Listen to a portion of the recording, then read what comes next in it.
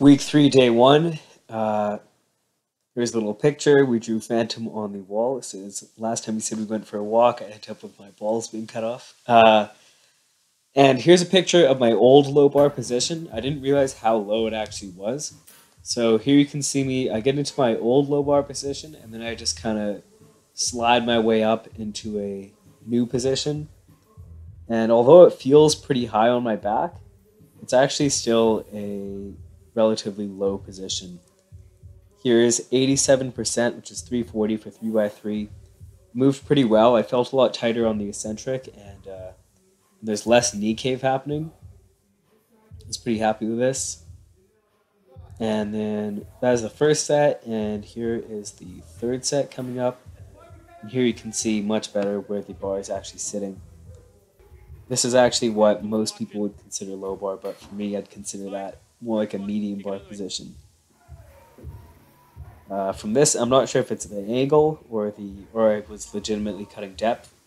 Could be one or the other. On the first set, I personally felt like my depth was not good, but on video it looked fine. And ironically, on this one, I felt the opposite way.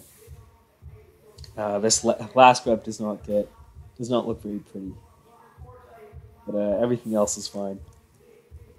After that, did 3x6 at 79%, which is 210. I had about 60% of bicep pain by this point in my right arm. The last few inches are just really, really tight. The weight itself actually moved decently though. After that, did some incline dumbbell benching with 65s, and then here's the high bar squatting with 225, just for some 3x8. I can stay significantly more upright with a high bar stance and addy powers, but I just think it's not very conducive to powerlifting. I don't think I'll be able to grind out reps nearly as well. And then I was supposed to do some sort of row, but again, I didn't want to aggravate the biceps.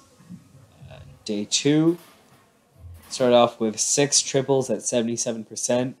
I used a 31mm Jessup bar. Here's the first set.